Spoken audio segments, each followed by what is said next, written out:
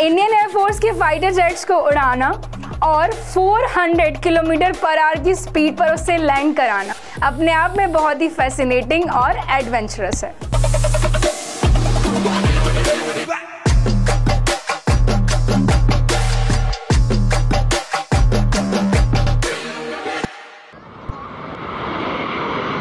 क्यों, सच कहा ना? अगर यही एडवेंचर आपका काम बन जाए तो कैसा हो। तो आज हम बात करने वाले हैं कि आप इंडियन एयरफोर्स को कैसे ज्वाइन कर सकते हैं, कैसे फाइटर पायलट बन सकते हैं और किस तरह से हमारी भारतीय वायु सेना के अलग अलग कामों को कर सकते हैं।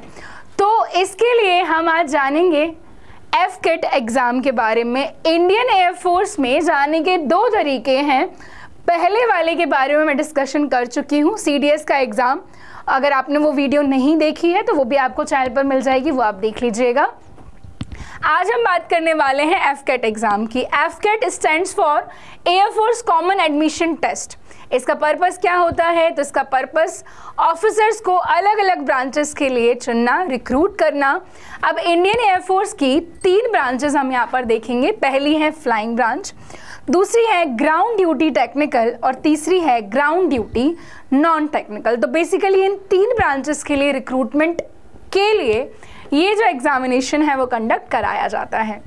अब फ्रिक्वेंसी की बात करूं अगर मैं, तो ये जो एग्ज़ाम है साल में 2 बार ही होता है, जनरली फैब के मंथ में, एंड एफकेट 2 जो है अगस्त या फिर सितंबर में होता है।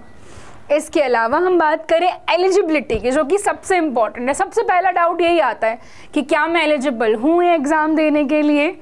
तो देखिए, सबसे पहले you must be an citizen of India, आप भारतीय होना चाहिए। इसके लिए एज लिमिट की अगर मैं बात करूं तो फ्लाइंग ब्रांच के लिए जो एज लिमिट है ना, इट इज़ 20 to 24, पर यहाँ पर एक रिलैक्सेशन है। डीजीसीए के द्वारा जो कमर्शियल पायलट लाइसेंस जिनके पास है उन्हें 2 साल का एज रिलैक्सेशन दिया गया है।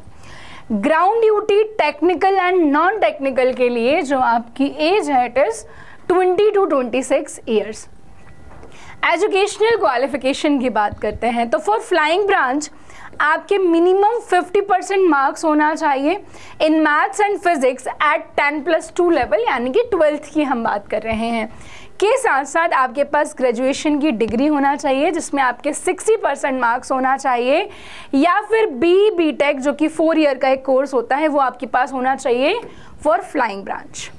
Ground duty technical again 50% marks in physics and maths at 12th level and 4 year degree in engineering और टेक्नोलॉजी।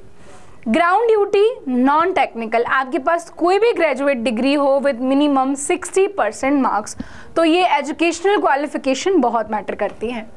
नेक्स्ट हम बात करेंगे मैरिटल स्टेटस की। तो कैंडिडेट्स जो हैं वो अनमैरिड होना चाहिए डेफिनेटली। ये है हमारा जो एग्ज़ाम का पैटर्न रहने वाला है। टोटल नंबर ऑफ क्वेश्चंस जो होते हैं वो 100 होते हैं एंड 1 क्वेश्चन कैरीज 3 मार्क्स। तो जो आपका पेपर है वो 300 मार्क्स का होता है। अब आपको बता दूं कि यहाँ जो नंबर ऑफ क्वेश्चंस लिखे हुए हैं कई बार स्लाइटली चेंजेस इसमें आ जाते हैं, 1-2 क्वेश्चन ऊपर नीचे हो जाते हैं। General awareness 20 questions, English 30 questions, mathematics numerical ability 15 questions and सबसे ज़्यादा इंपॉर्टेंट इसमें माना जाता है रीजनिंग को। और आपका जो टाइमिंग है इट इज़ 2 आवर्स। इसकी अगर मैं बात करूं तो जनरल अवेयरनेस में जो हमारे बेसिक सब्जेक्ट्स होते हैं, history, geography, sports, art and culture, environment, basic science, defence and सबसे इम्पॉर्टेंट करंट अफेयर्स। इंग्लिश में आपका कंप्रहेंशन का सेक्शन है, error detection, sentence completion, synonym, antonym and other section of vocabulary.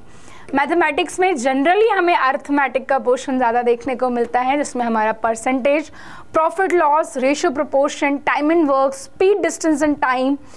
Reasoning जो कि सबसे इंपॉर्टेंट इसमें मानी जाती है, वर्बल एंड नॉन वर्बल दोनों ही टाइप की रीजनिंग इसमें हमें देखने को मिल जाती है।